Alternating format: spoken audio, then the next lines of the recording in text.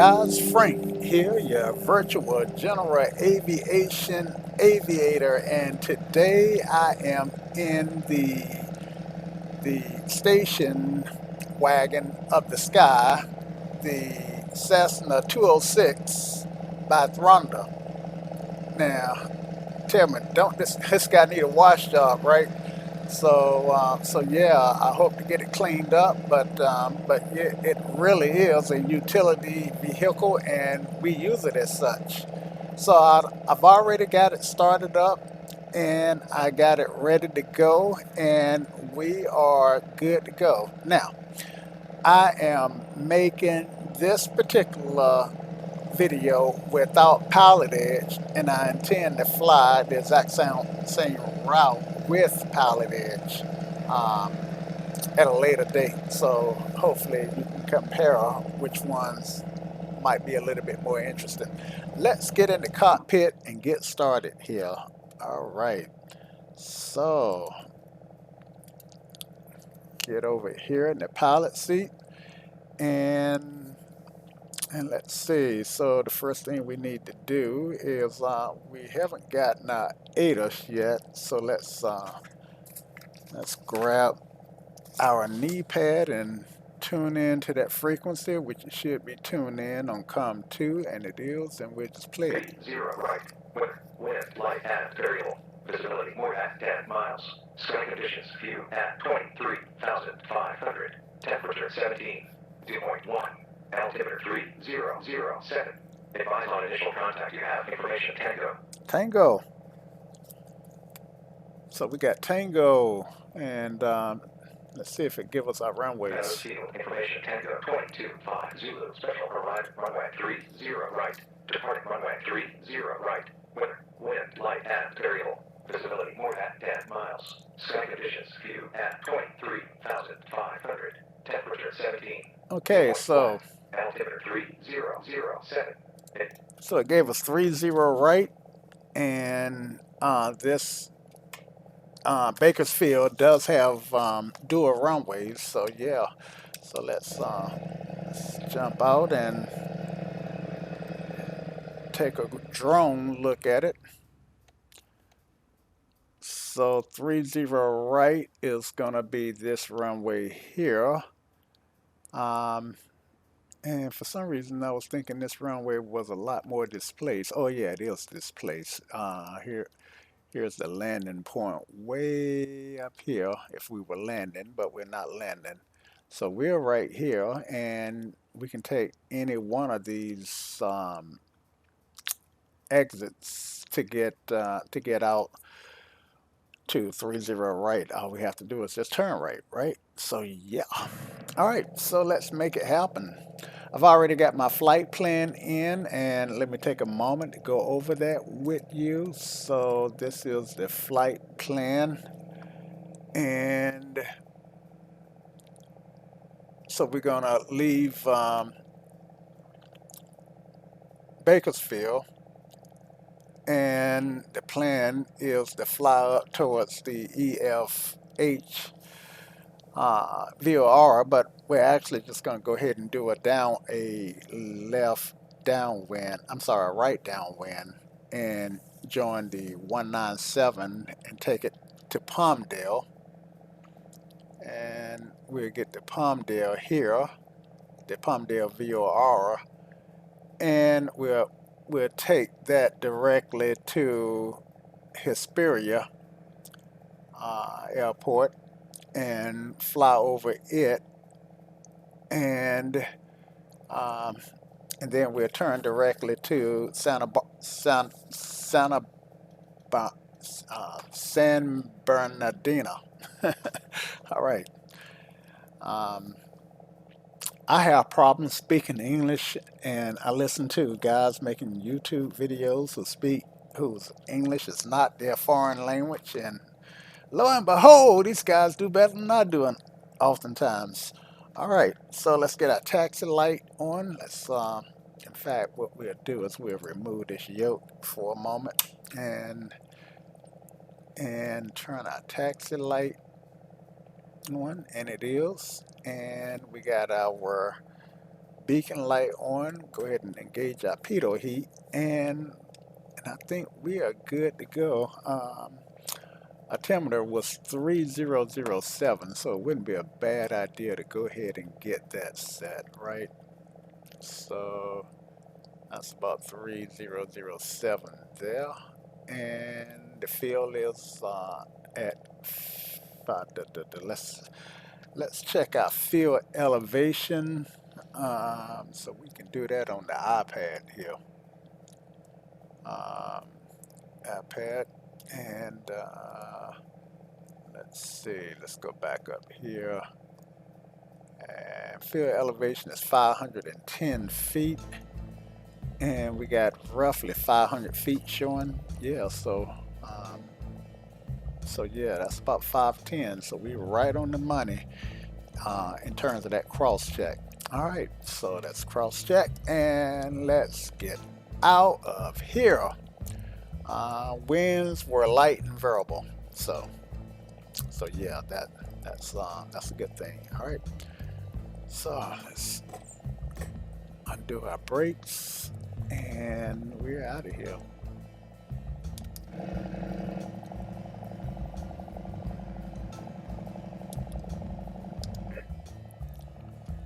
So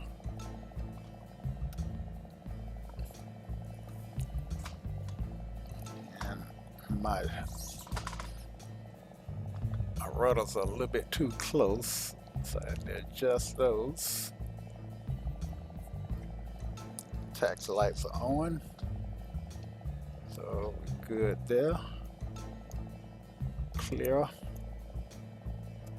Nothing's coming. Clear. Nothing's coming.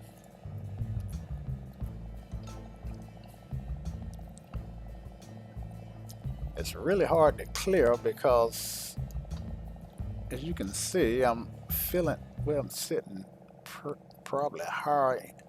Yeah, this aircraft apparently has a high dashboard, and for me to see comfortably over the column, then I gotta lean forward and really look out. All right, so we'll go up here and do a quick run up. And don't you just hate when somebody say they're gonna do a quick run up, as if run ups are quick. All right, so we'll get up here and pull up this guy here, and got our before our checklist out, which is the same as our run up checklist. And let's see, set the brake here. All right, cabin doors are closed, windows are closed and locked. And give a quick looks peek at that. Cowl flaps are open, and they are. Flight controls are free and correct. I already checked them, but I can check them again.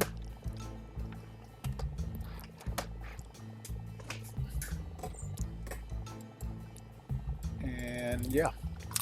All right, flight instruments check. All right, so everything looked good. Nothing is spinning around like it's going crazy. Yep, and oar temps, pressures, and in the green, so that's a good thing. Yeah, yep. So looking good. Yep, happy. All right, we do need to set our radio to we got COM1 set to ground, so we were talking on the right frequency. This 118.0 is tower, so finish. As soon as we finish the run up, we can go to tower. All right, and let's see. Flight instruments check. Fuel select the valve need to be on the fullest tank. So we've got our left tank is the fullest at the moment. So we're gonna turn our fuel pump on. Switch to that left tank and turn that fuel pump off. And I don't know, this aircraft tend to throttle down when I turn the fuel pump on while it's idling. So I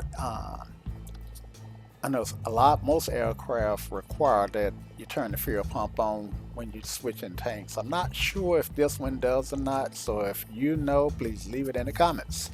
All right. Auxiliary fuel pump switch is off. Mixture is for rich. Elevator trim can get set to takeoff. And let's just set it slightly nose up. And do our mag test. Let's see. So get stuff out of the way so I can see. RPMs are right here.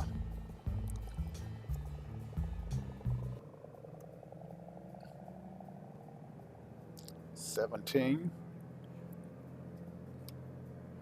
And left mag got a drop, and back to normal. Right mag drop, less than 50 from each one. Suction is, what did I do with the suction gauge? Yeah, suction is about 5.8. That's about what we wanted. And well, it says 4.6 to 5.4. But yeah, it's probably about 5.4 or so. Anyway, it's good. Throttle back to 1,000.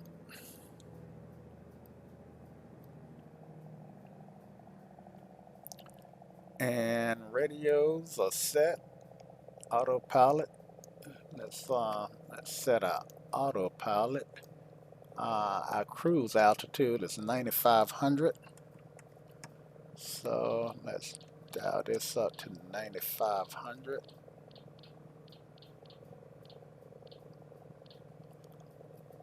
And strobe lights. Well, once we take the runway, we do strobes.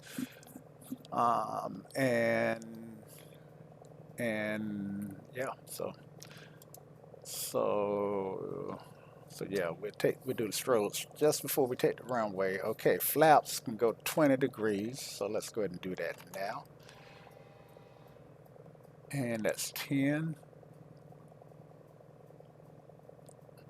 Normal takeoff 0 to 20 degrees. Okay, so we're gonna do a 10-degree flap, and power can go 4, and we'll lean.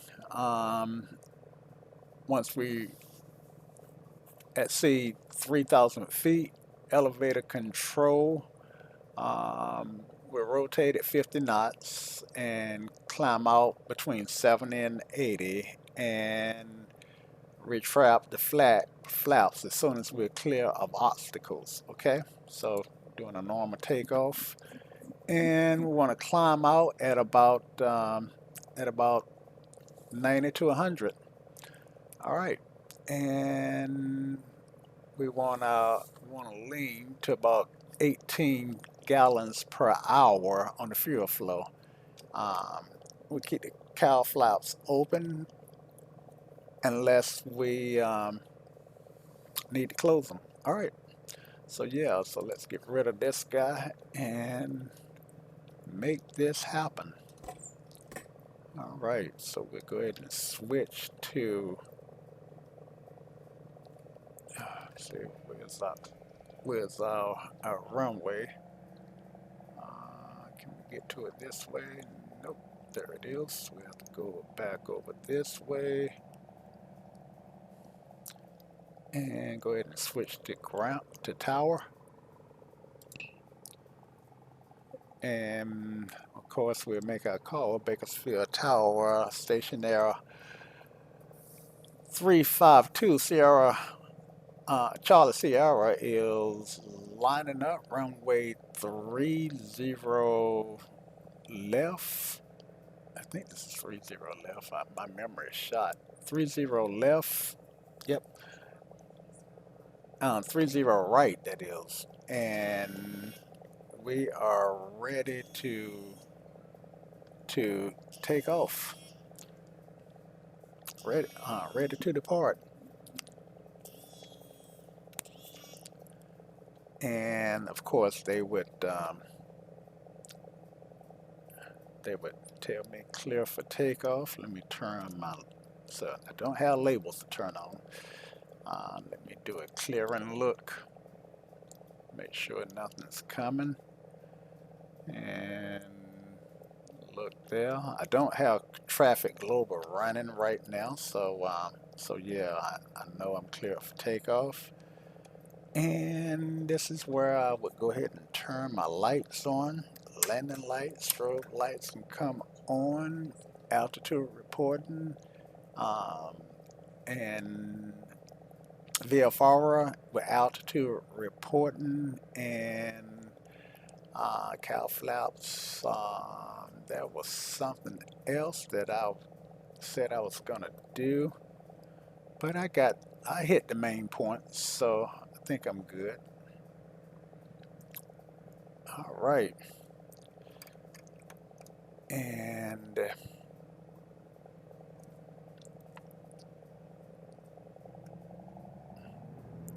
all right, 4.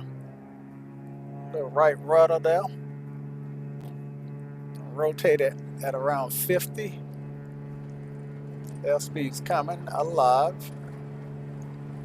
50, rotate.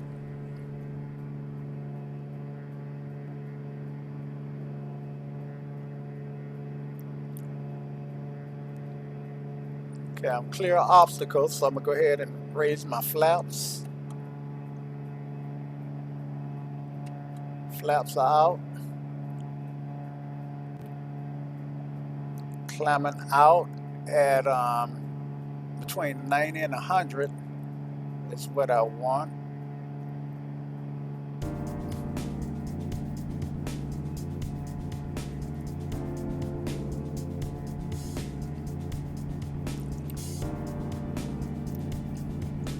Trim for 90. All right, and we'll start that downwind.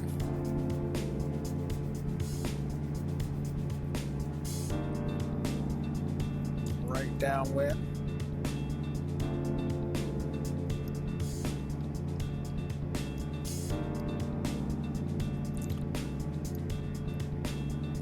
I have come to the conclusion that it's virtually impossible to do clearing turns in a flight sim unless you're using some sort of head tracking software or VR. Alright, so I'm on my downwind leg.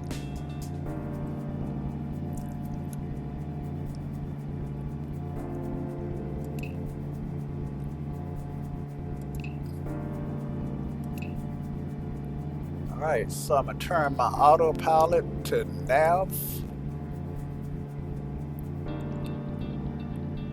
And see, now this one automatically engages when you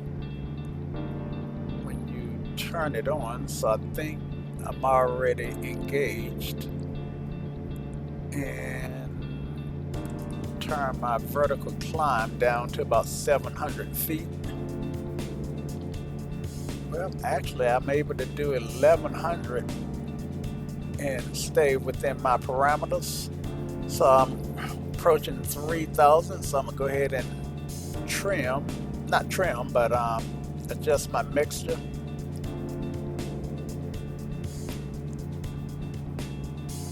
All right, so at this point, well, what I want to keep an eye on is I want to keep an eye out the window, but I also want to keep an eye on my my exhaust gas temp. Manifold pressure is a little high, so let's bring that manifold back. Well, I'm still climbing.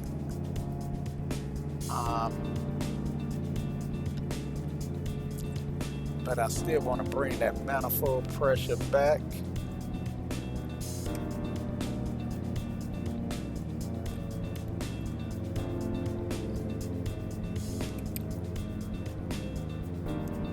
And I don't really see it coming down. I see, well, what did my POH say? I wanted about 18 gallons per hour on this climb, right? So right now I'm at 16. And when I pull that manifold pressure back,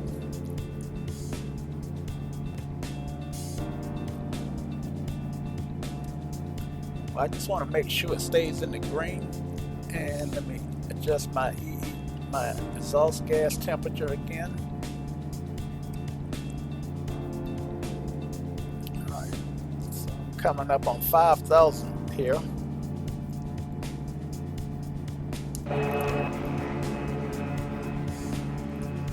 So we go ahead and kill our landing lights, leave our strobes on, and we'll turn our taxi lights off. There's our airport right up in here.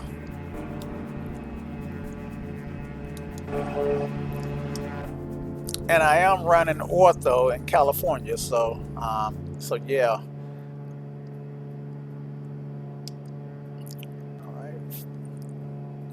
4,000 feet to go.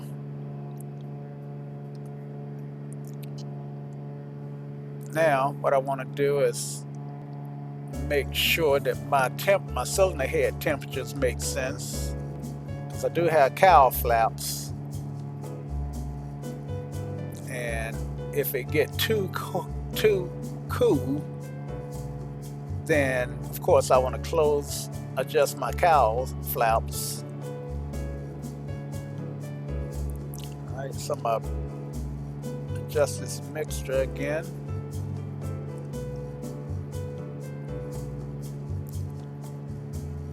Manifold pressure is about 24, and fuel flow is a good 15.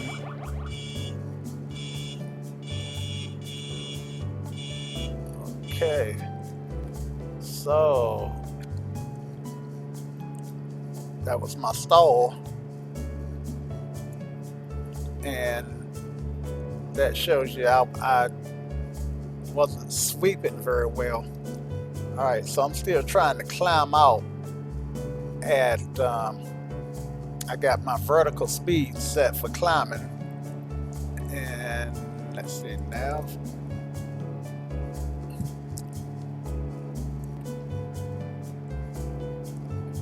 All right, so let's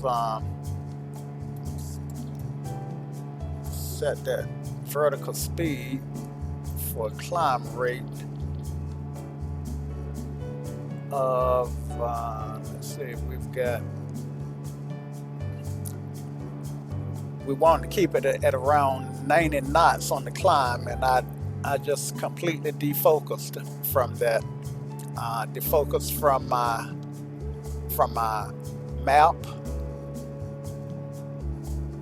So I started focusing so much on this that I stopped flying my plane. All right, so 500 feet a minute.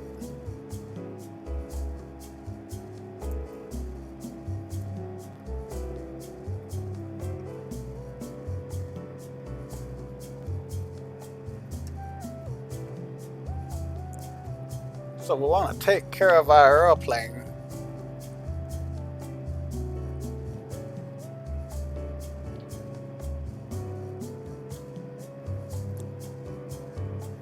Which means I don't want to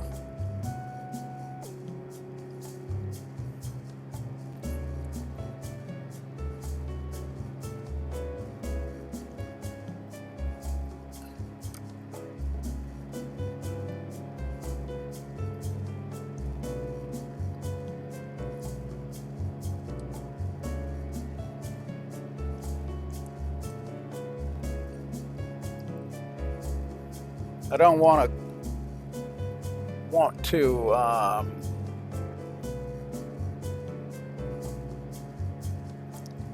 get things get things out of parameter to climb, because I want this old girl to last me a long time.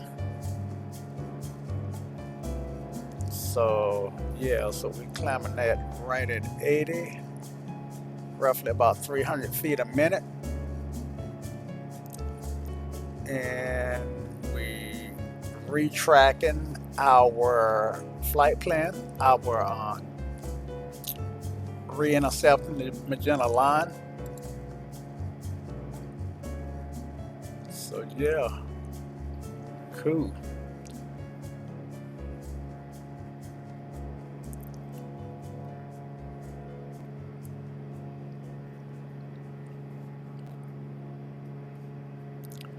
Now it look like I do have a little hill right here, and a little hill here to contend with, which is why I wanted 9,500 feet on my cruise altitude.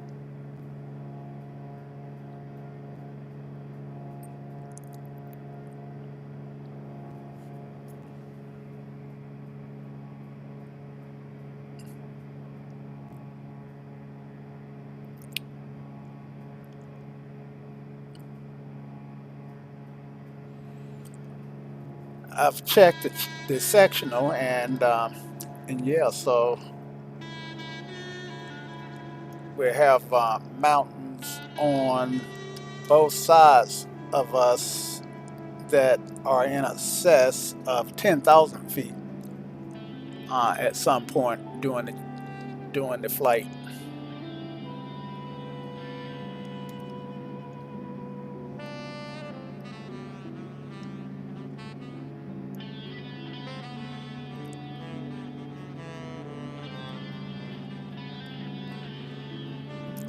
All right, now this is where I got to make sure I don't get myself back in trouble not paying attention to what the aircraft is doing.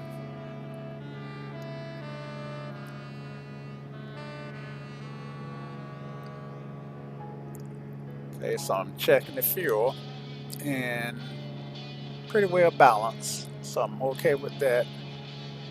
Checking the oil cylinder head temp, and getting a little cool, so I am gonna close the cowl flaps quite a bit, not fully.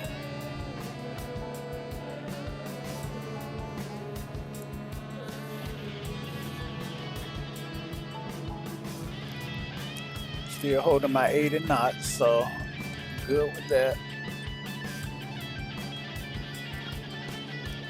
And we are tracking toward the PMD, the Palmdale VOR, which is 114.5. So just as a matter of redundancy, let's go ahead and put that in.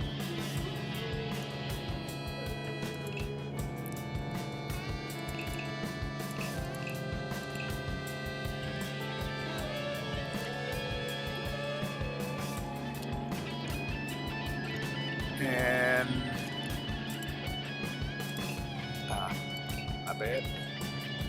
I'm trying to pop this guy out. That's what I'm trying to do. Okay, 114.5 PMD, and I am trying to determine is that on 1 or 2. I think that's on 2. 1. I mean, yeah, this is COM 1. Yes, I think this is on COM 1. And put it in COM 2, also 114.5. Flip that in. And there we go. Alright, so we're heading roughly on a track of 125.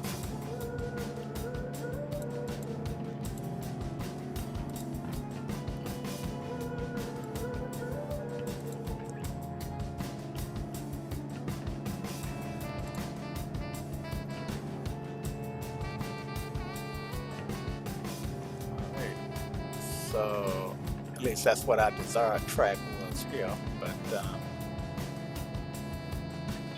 But yeah, so because this OBS is tracking, this one is not set because it's tracking GPS and not OBS. So if I want to track the OBS with this one, I would have to change this guy to OBS and clear this message here. And I would actually do that back. Let's see, I would actually do that here. So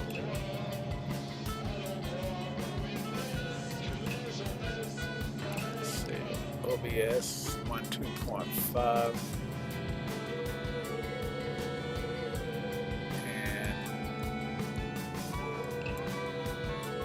There we go. Change it on the CDI,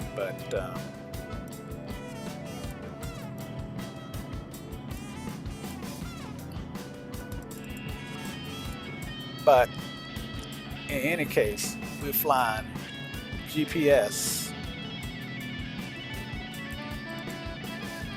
So that's my story, and I'm sticking with it.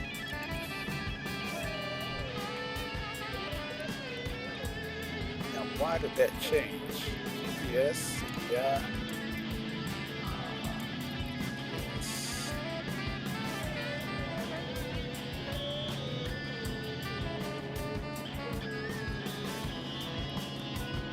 Because I should have the same flight plan.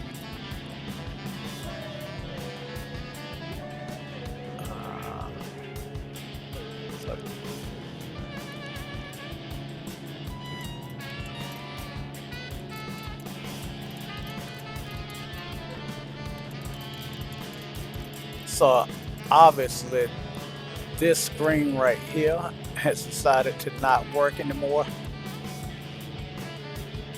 if it ever worked. All right, so let me fly the airplane. All right, so I'm at cruising altitude,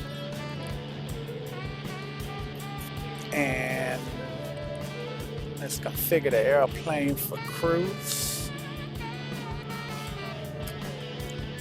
Right, so EEG, I think that looks okay.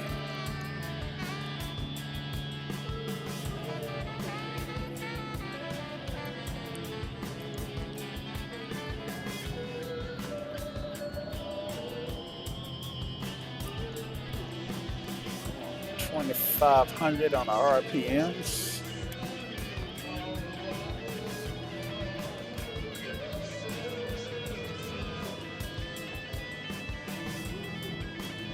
Now, this is not quite working out the way I think it ought to be for me. So,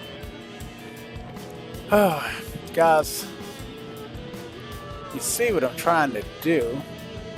Got manifold pressure, and I think I want the manifold pressure to be somewhere around between 20 and 25. I've got the mixture leaned.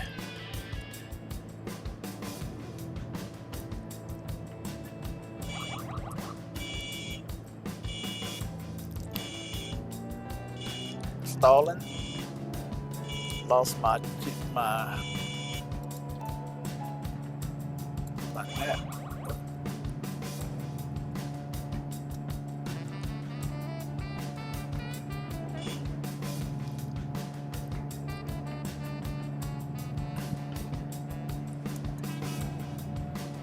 All right, just look out the one that fly the airplane. Trying to fly by the needles, and I'm flying VFR, so I don't have to do that.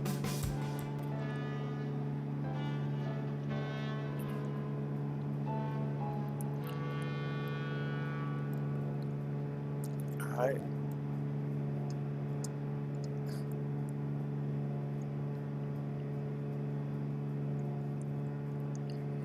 trim. Still got a lot of back pressure on my yoke.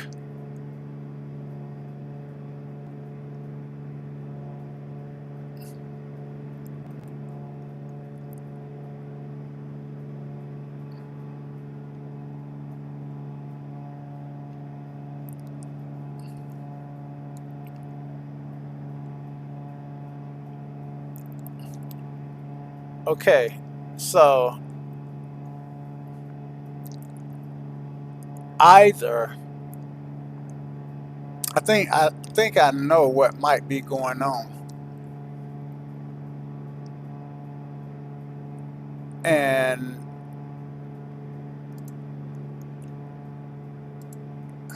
let me hit nav, straighten that back out, and get back down to 95.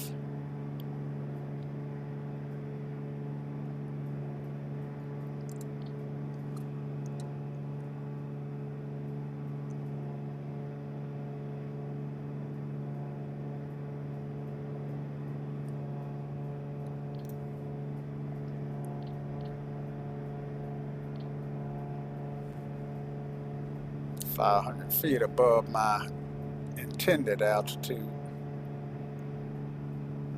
and I can take the speed going down. So I'm gonna do 600 feet a minute.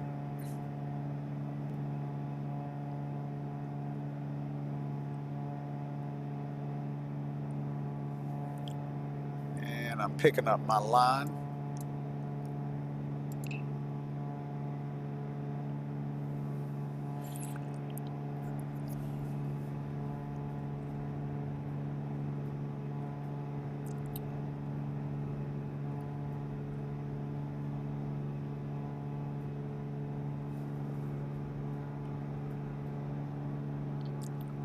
Beacon and strobes are on, all other lights are off. All right, and let me hit out, hold that.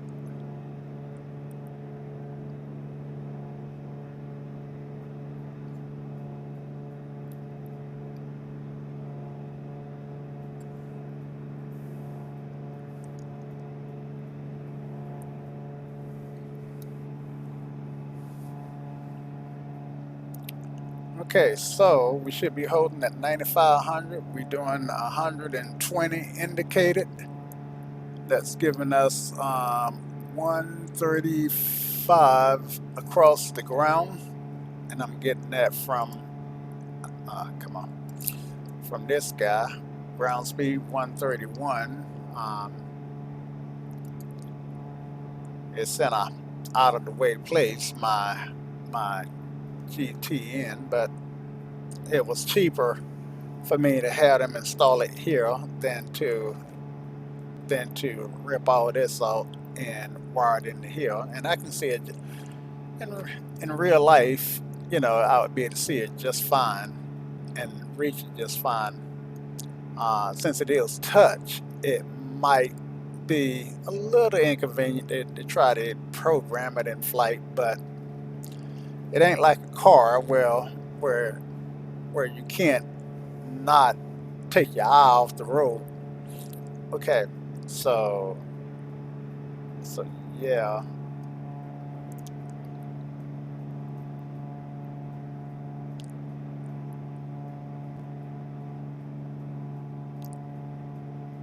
And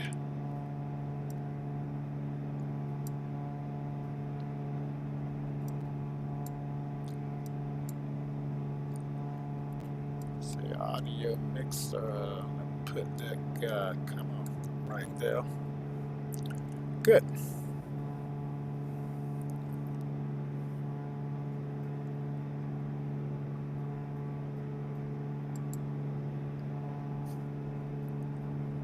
So I got these mountains, and make sure I got terrain turned on.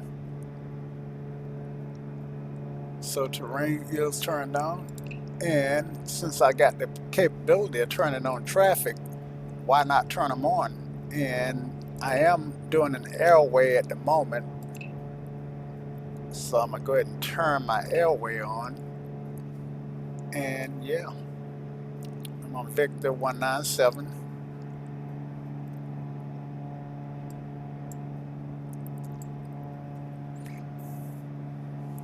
And as long as I don't get in the red here, then I know I can clear these mountains without any problem. And in fact, according to my sectional, then there are only,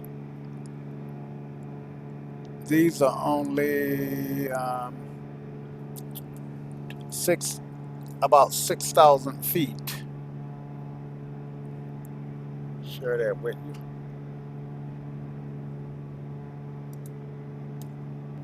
So this is where I'm at, and there's a mountain that I'm a skirt that's 7,800 feet, but yeah, I'll be skirting to the left side of it, and yeah, so good to go. All right, let's look outside.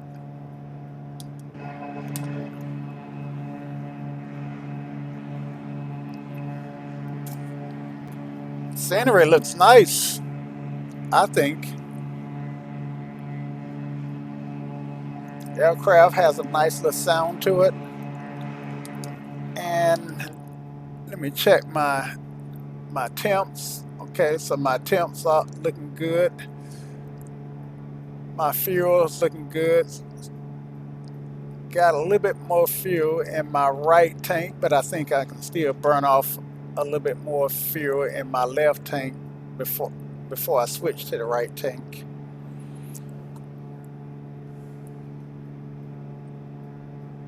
And cruising around at 118, 120 indicated, and 126 over the ground. And this time I'm looking right here. But actually, you can't see my cursor. All right, so I'm looking right here for my ground speed as opposed to looking here. And yeah.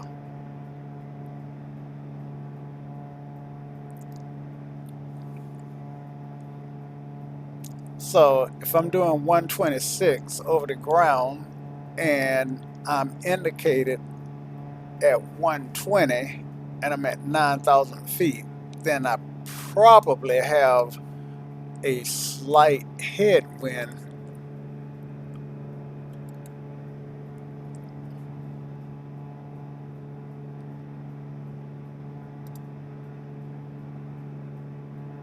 Let's see, yeah, no weather available in the GTN 750. And I want to say yet, but it's been years and we've not got weather, so I don't think we're ever going to get weather in this guy. Just looking at stuff now. So this is our ring, right? Yeah, it shows me how many satellites I can see, and that's called RAIM, RAIM. Google it. I um, got WASP capability, so I can do some precision approaches using some ground, getting some help from the ground. All right. So let's see, bat light. And so I'm just so this database really needs to be able to get updated with Navigraph, Navigraph, because it's hard to plan out really immersive flights in the GTN with the older databases if you are a Navigraph subscriber. But I've done it for years. I've used this system for years, and you know, it most of the time it would come close. But what Garmin does is it includes its out of date database with this because it charges for subscriptions, and I guess they don't want people to fly real life with a Navigraph subscription as opposed to a Garmin subscription.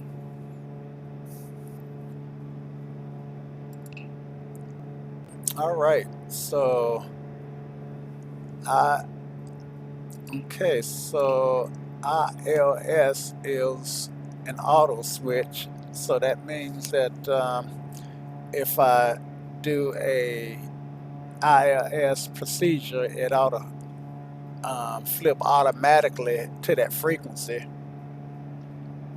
So that's cool. And I don't know what LRUs are.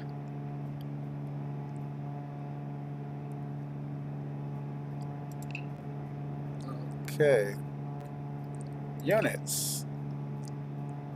So I'm in the empirical system. If I was got a turn coming up or a waypoint coming up,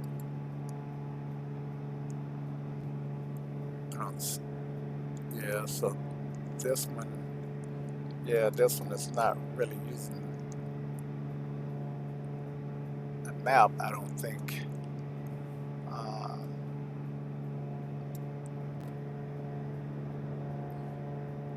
But that was my waypoint right here. Past it. So yeah,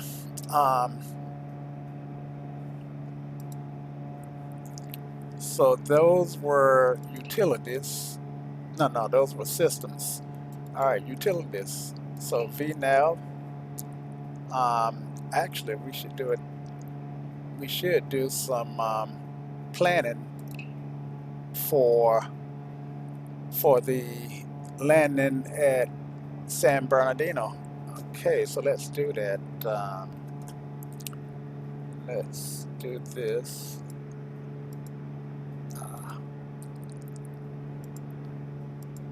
Okay, so here's San Bernardino. Let's look at what that says. San Bernardino. First, we look at the airport diagram because we need to know where the FBO is at. And the FBO that we want is, I guess we'll go here. So it really doesn't matter if we come in on 24/6.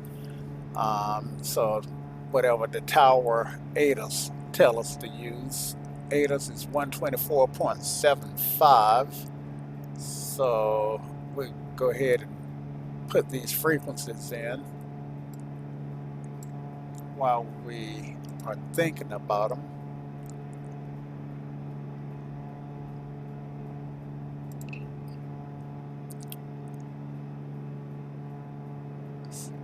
All right, so let's get rid of this for the time being. Get our map back up. All right, 124.75.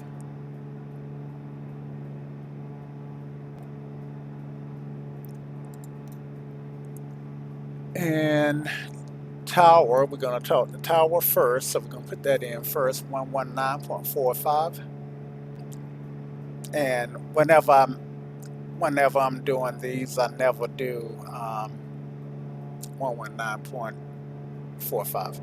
I never tend to do approach and departure, but since I am going to do a few piloted flights, then I will have to get used to tuning approach and departure frequencies.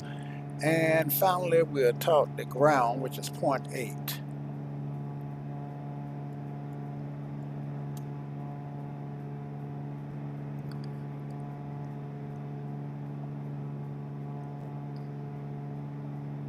121. Anytime we just say 0.8 in ground, it's always going to be 121. All right, so I'm still probably too out to hear San Bernardino, but let me try.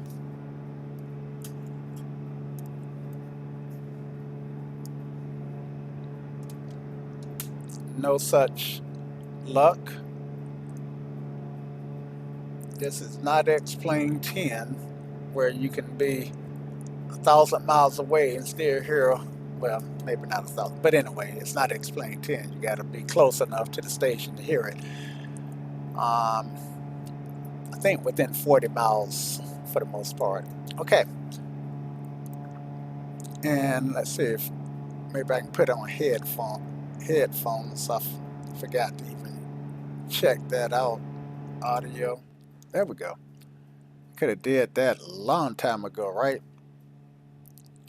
All right. So EEG, Colin. All right. So just checking stuff, and I really wish I could turn the lights up on the instrument panel a little bit higher like I could on X-Plane 11.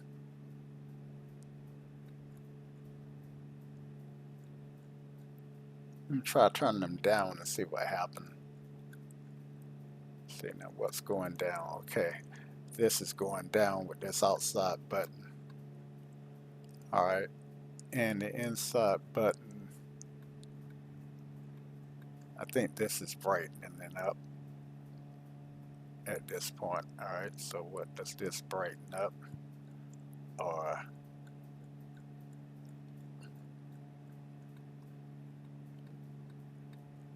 all right, so this flip to away for a second, but I'm not really flying with that. Now look at my RPMs. I think I was going to say earlier, and I never finished that thought, that that this aircraft is tuned for X-Plane 11, and it may not be tuned for X-Plane 12, which is why I can't really get my RPMs down to a level that makes sense, because now with it down to say 2,500 RPMs, my speed is dropping way out. So yeah, and Rhonda released this as a X-Plane 12 aircraft. So either I'm doing something wrong, or they released it prematurely before it was tuned correctly. All right.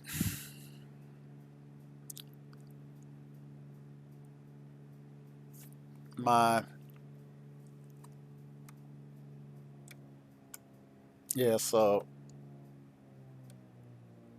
I'm not really able to adjust my manifold pressure to where it really ought to be. I can seem to adjust my mixture to where it might ought to be. Okay, anyway, enough of that. So if you fly this airplane, please keep that in mind. Ron, my YouTube friend. All right. Nice scenery. It's X-Plane scenery, it's not Microsoft, but it's not bad. And the clouds are not too bad. Now I still am at 12 12.00, I'm not I need to take off the beta so I can get better looking clouds. But yeah, I may do that at some point. Well, I do plan to do that at some point. All right, so let's change fuel tanks, and fuel boost is on.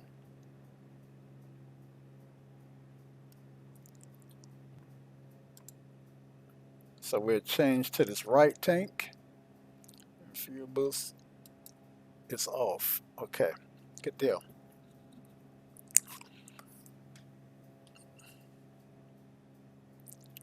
Now, we were going to work on our approach in the San Bernardino. You know what?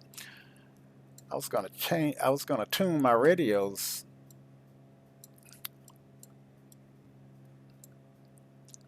That's what I was gonna do. Okay, so let's get those radios tuned. Let's see. So 119, 45. Oh yeah, I did tune those. So yeah, that's done. All right. Better to do it twice than to not do it at all. All right. And now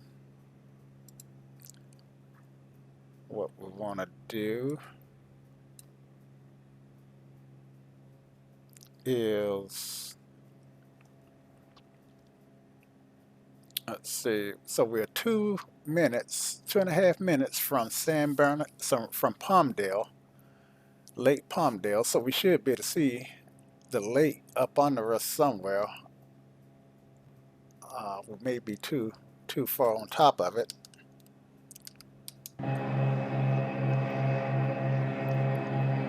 There's a Palmdale Airport, U.S. That's a military airport, and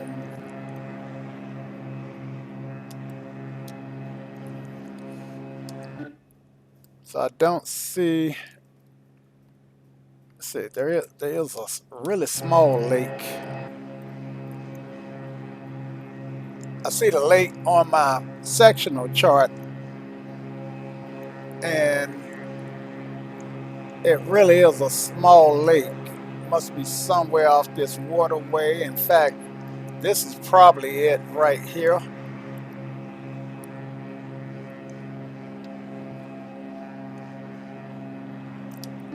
One thing for sure, it's not a great lake. All right, so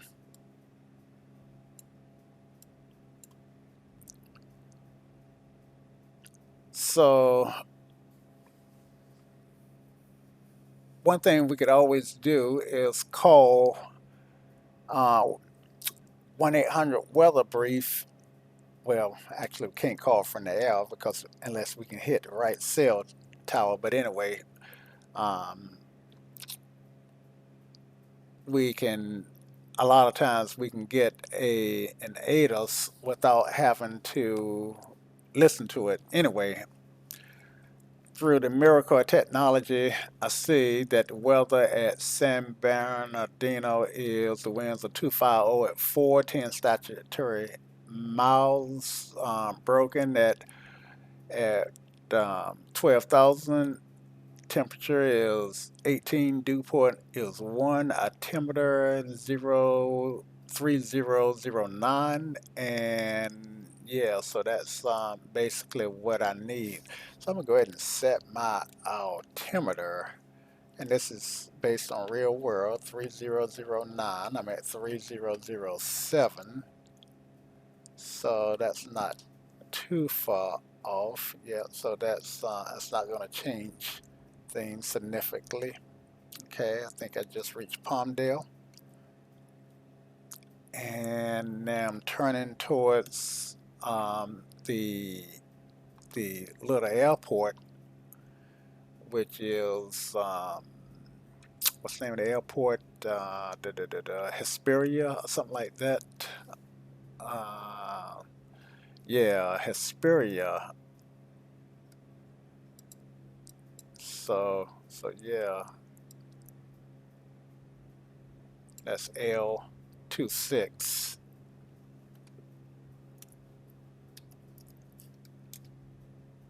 Okay. And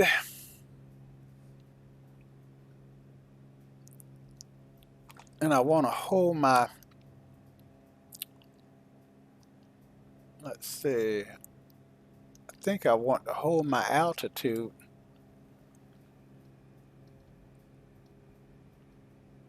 Well, actually, the highest point that I am going to transition looks like it's going to be about 4,000 feet. So, so I can come down to maybe 7,500, which I do once I get to, um, well, I can do that anytime now. So I'm gonna go ahead and set 7,500 in the autopilot and do a 500 feet per minute descent. I'm gonna take the speed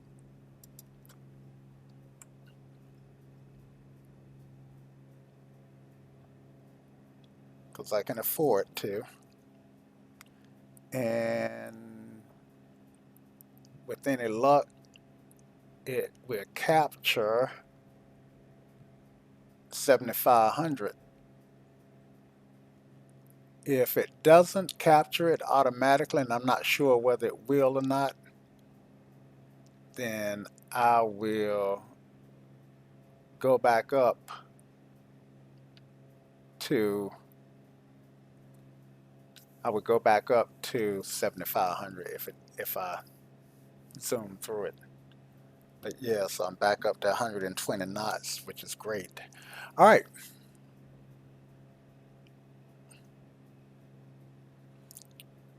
And now,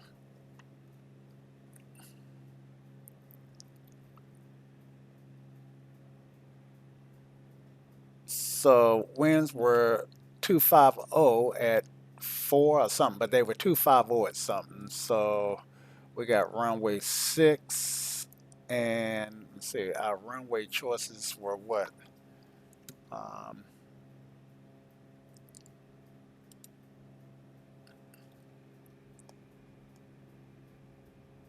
were 6 and 24.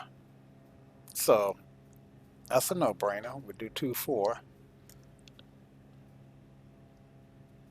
And so yeah, we're planning to come in on 24. So what we want is the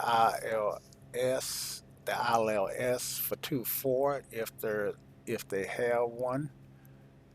And I see an ILS and a localizer for 6. And those are the only instrument approaches they have. So I am going to try something that I've never tried if the airplane support back course. So let's see if I got a back course button on my autopilot. And I do not. Head nav approach. Yeah, so I would have to do a not a visual, but a not a visual approach because I'm not flying IFR, but a shucks, what's it called? A VFR approach. Okay, so I got a cloud in front of me that I gotta stay clear of.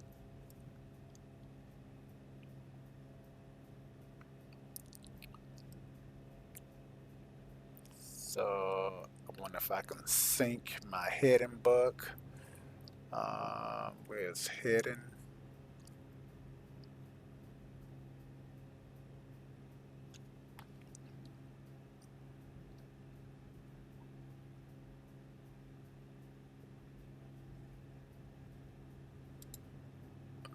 so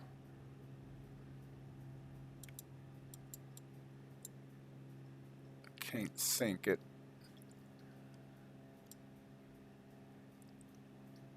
Moves pretty quickly though, so I'm gonna divert, say heading, divert a few degrees to the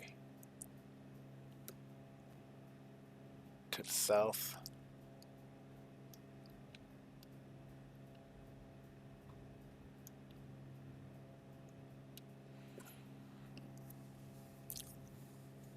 And once we pass this cloud, then we'll re-engage nav.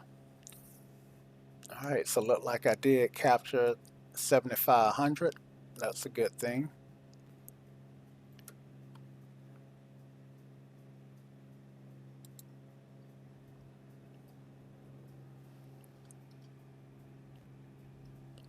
And this is what that diversion looks like on the iPad.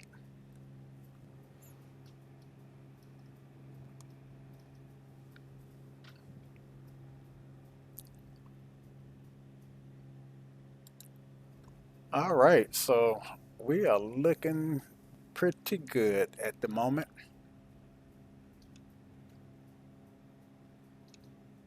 I wish I could tune the RPMs and the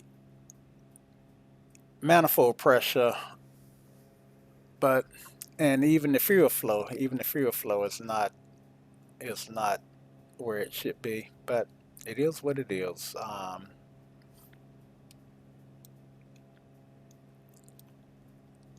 And the winds are giving the autopilot trim a little workout.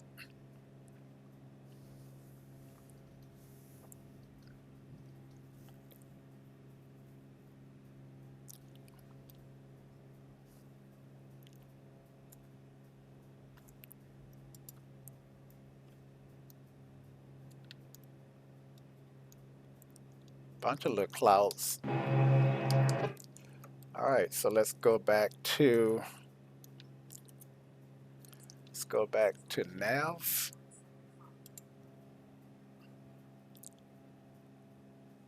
And let's see if we can't get an ATIS.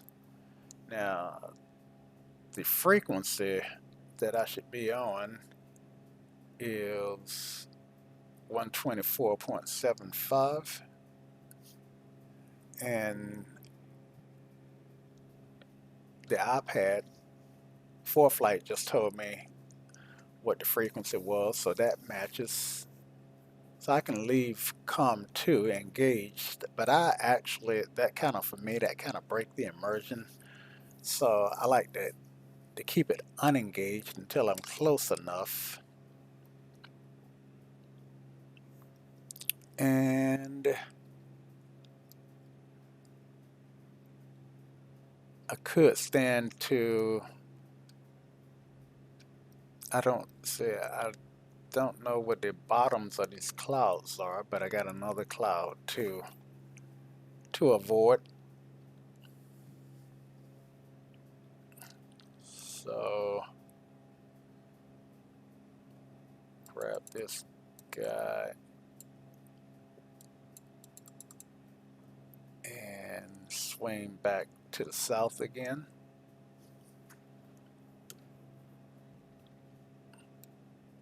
Well, actually, I might just be threading the needle. Just swing back to the south just a tad, maybe 10 degrees. Okay, and heading.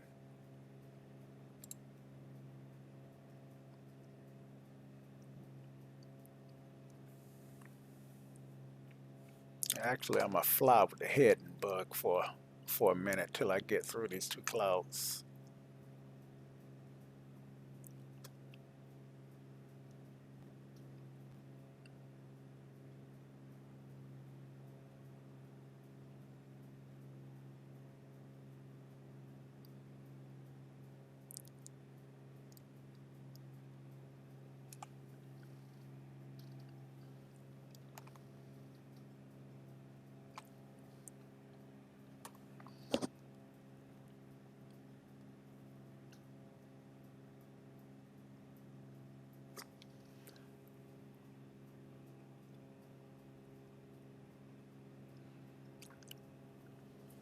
I could actually probably stand to go on down to 5,500 now. So let's do that. I think I am going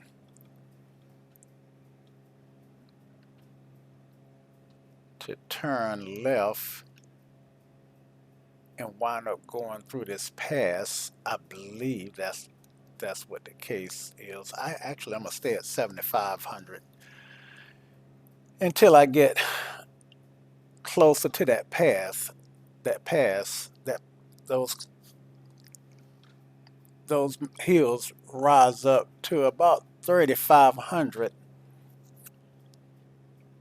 or maybe even 4,000, and at 5,500 I still ought to be a good 1,500 feet above them. So yeah, I can do 5,500 and clear that path without any cause for concern.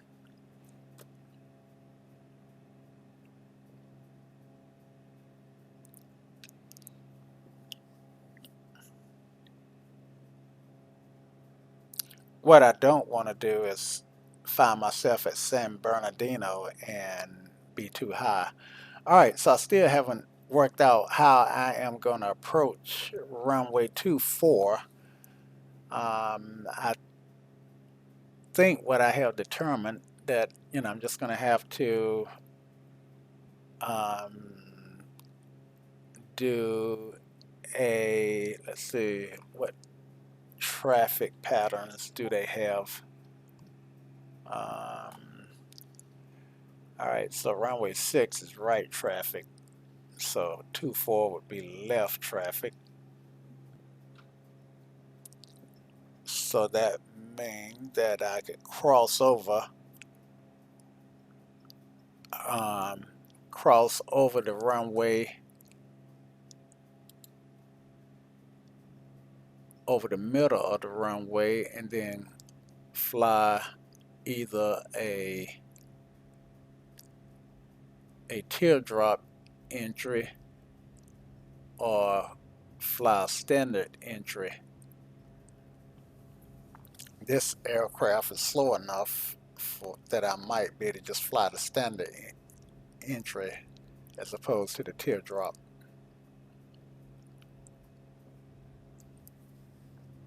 So where are we? We are on our way to fly over Hesperia Airport.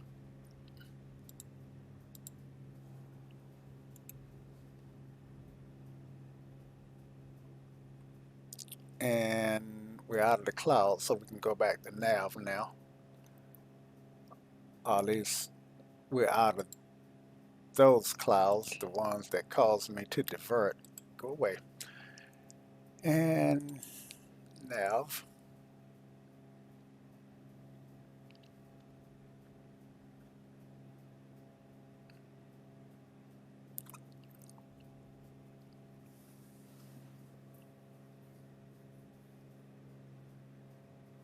Okay, we pretty much balanced on fuel.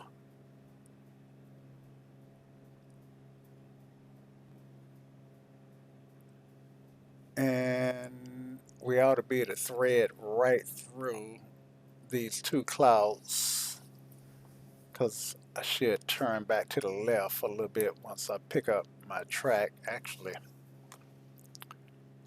that's going to put me right in the path of this cloud. See the airport down now. Um,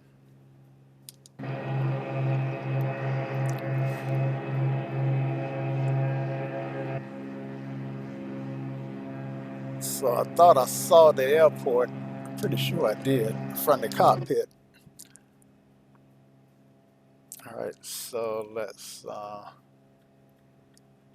swing back to the south, heading.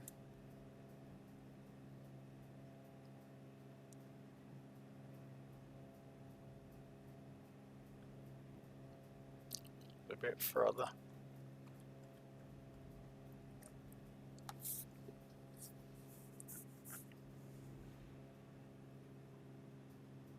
And I guess at this point, what would make sense is to go directly to San Bernardino at this point.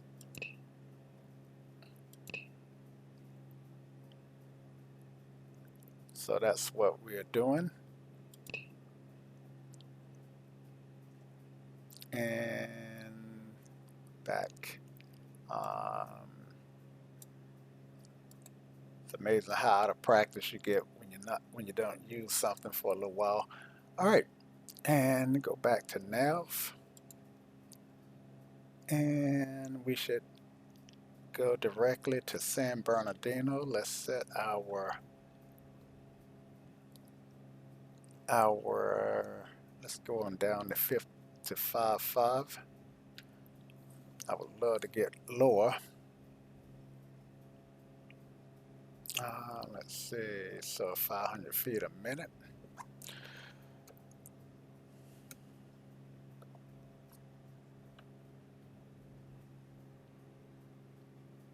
And you can't see that because I can barely see it.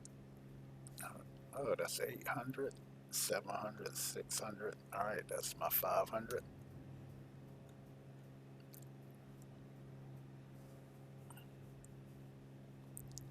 Okay, so this is what I should remain at least 1,500 feet above when I cross. Let's look at some scenery.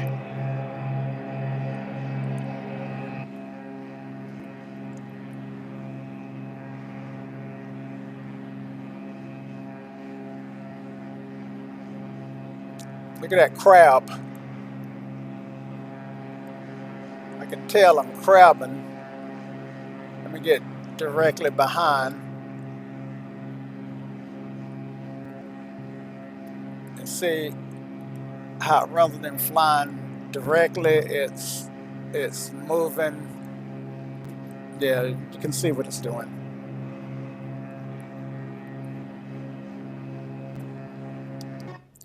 All right, let's see if we can get weather and AIDA's report. Still not close enough. Well, sometimes it takes P12 a minute before it play the AIDA's. So, plus I'm descending. That's not helping. The lower you get, the harder it can be to hear it. So I am going to leave COM 2 engaged.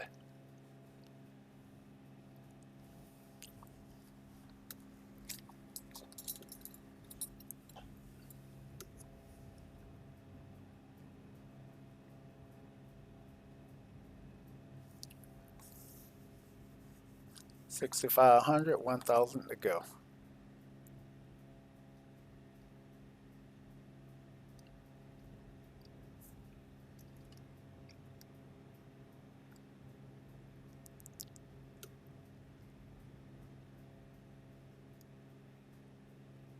So the clouds do cast a shadow on the terrain.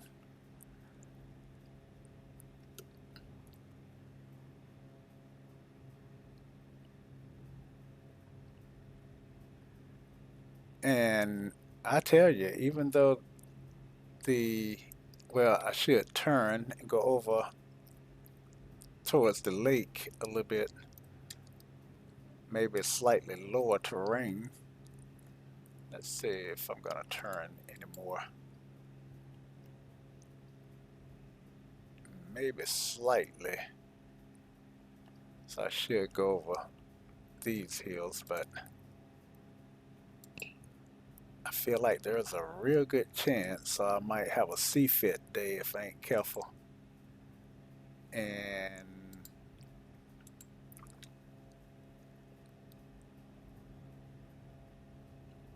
well, like I'm okay. It just looked menacing from the perspective I was at.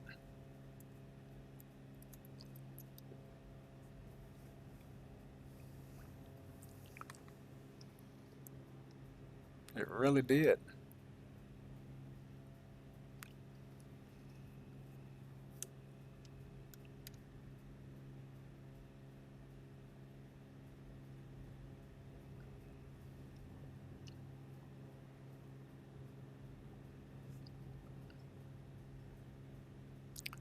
Now,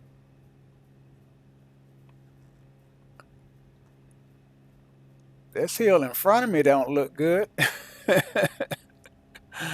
It doesn't. So I am going to take control of the aircraft, and I am going to fly around that guy.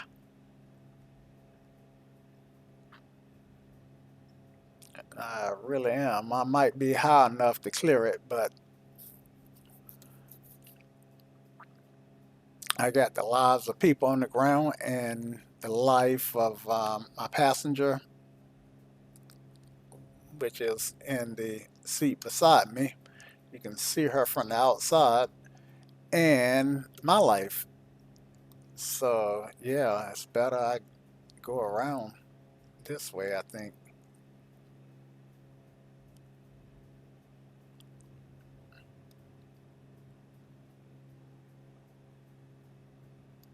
See, that I probably would have been okay, but a good pilot is a safe pilot. All right, so I'm gonna go back to nav and going down to 35.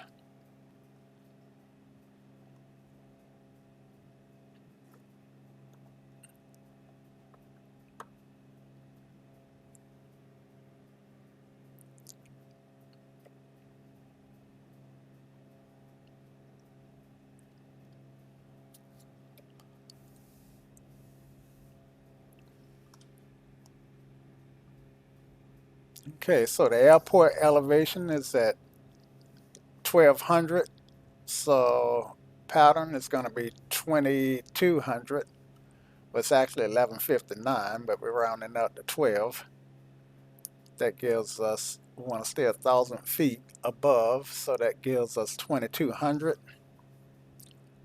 So yeah, so we'll go ahead and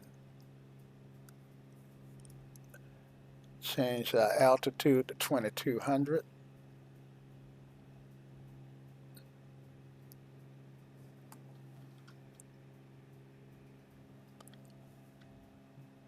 And we should be able to eyeball our airport at this point. And there it is.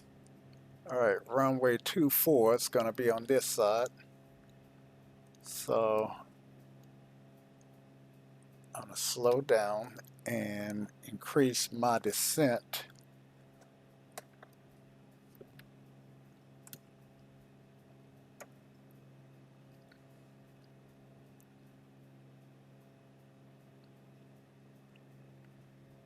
And my descent is at 1,300 feet a minute. Pull that power back. Let's do a glumps check. Gas. We go to the fuller tank. Lights. Strobes. Landing. Undercarriage fix. And mixture for rich. Prop full forward. And we go to, actually I'm going to take control of the aircraft, and let's say it's a left pattern, so we're going to fly over the runway. Actually I'm going to turn my nav back on if I can remember where it's at. There it is. And 22.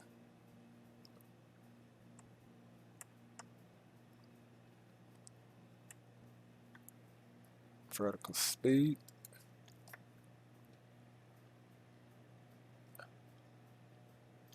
$700 a minute descent.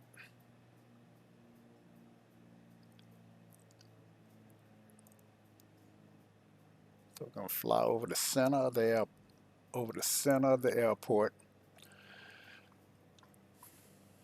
And I never did hear the ATIS.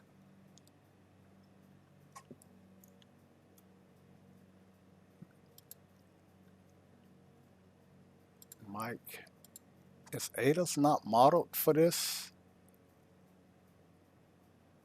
124.75 COM2.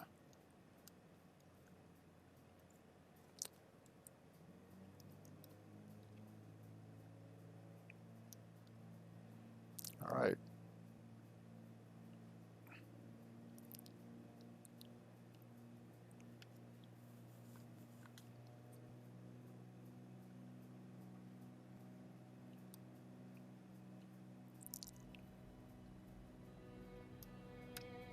Let's see what we're looking at on frames.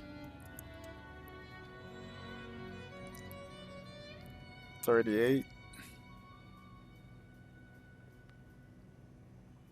That's not bad, but it's not a lot of stuff down there to draw.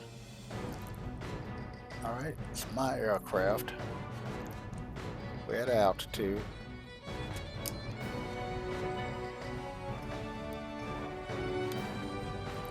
And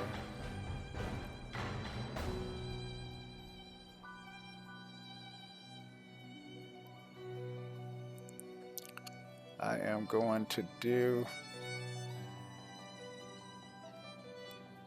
the standard entry, not the teardrop.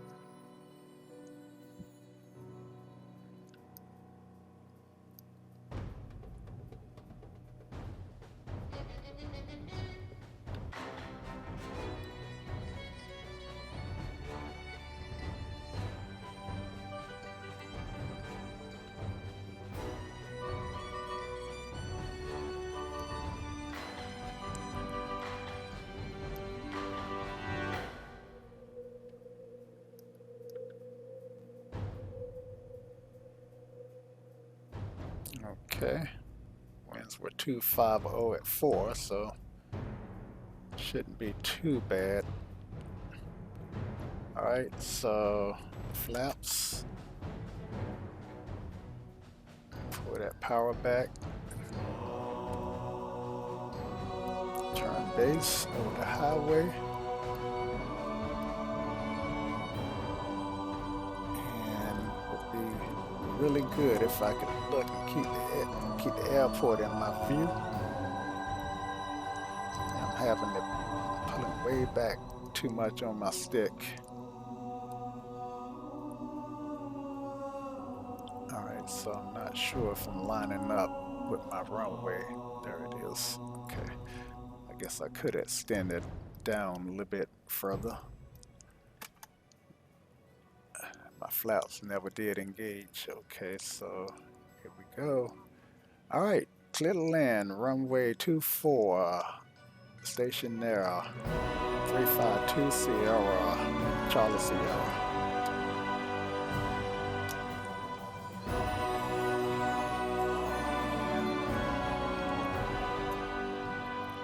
See over that column a little bit.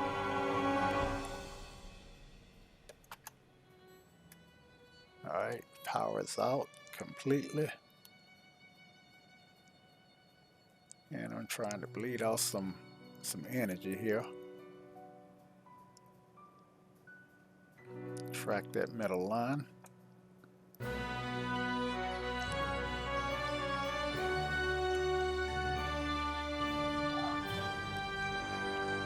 All right, and we are down.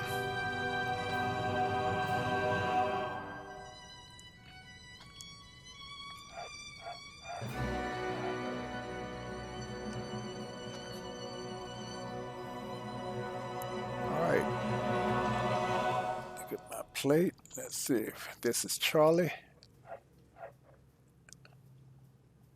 think this is Charlie.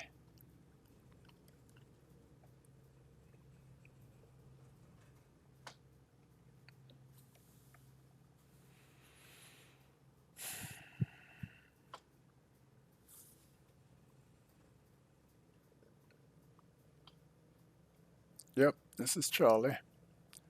All right, and we'll stop here and clean up FLT flaps. Why's my flaps all the way out? Huh. Lights, strobes off, landing lights off, taxi lights on, and T is for transponder and trim. Okay, so we can go to on and trim.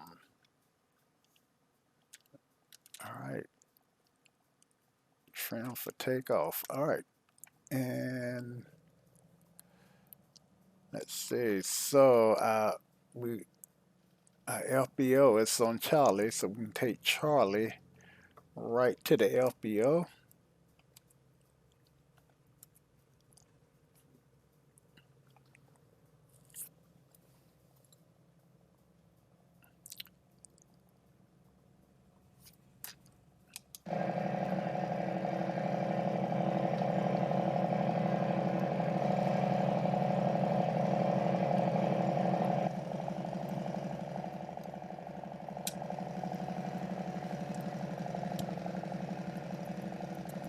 Whoa, I need to be able to see where I'm going.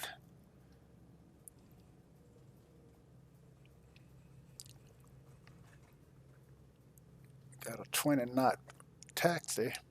That's pretty brisk.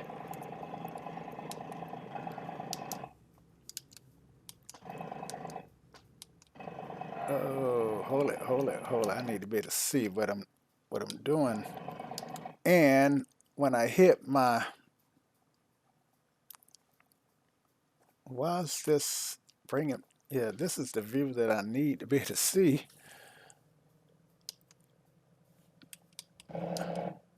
But it was given. Well, I guess it was remembering the last view I had, which is out of character for. I'm using the views that came with the plane, as opposed to the views that I set up that I can always revert back to. So, so yeah. Anyway, this building up on the left, I think it's the FBO. That one.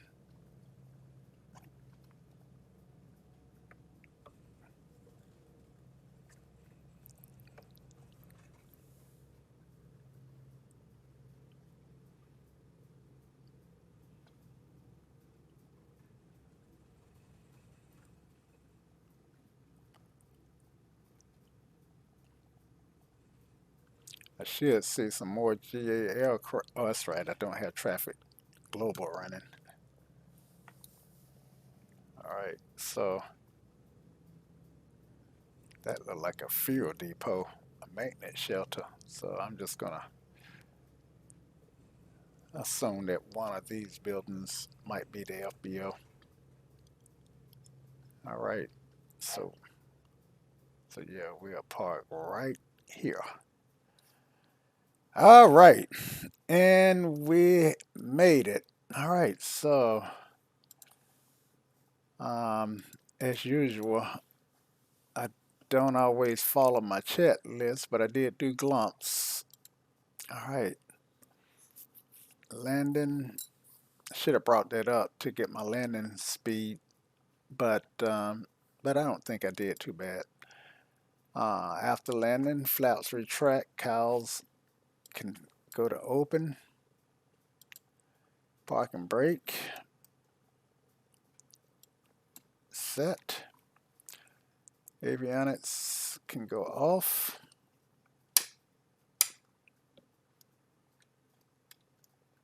And I think this guy has to power down separately, I believe. Or maybe not. I'm not sure how that powers off. And mixture.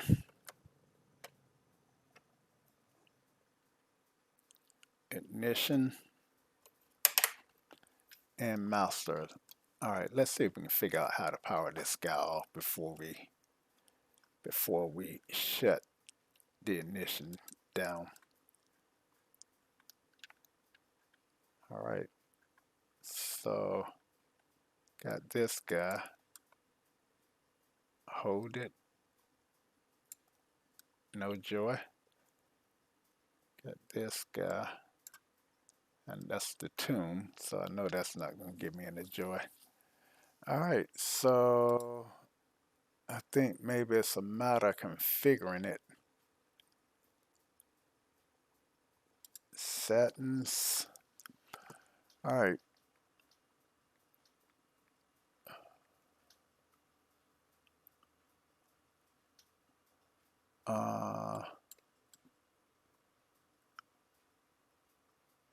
Advanced settings.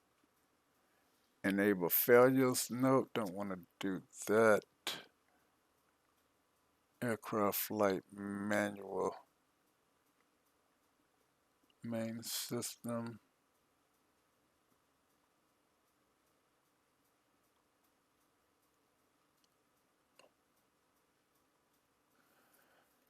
I know this is adding a lot more time to the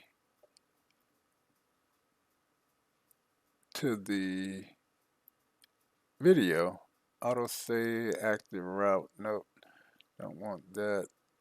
Clock source, power source, avionics bus is what we want. Avionics bus. Okay, power source, avionics. There we go. Got it.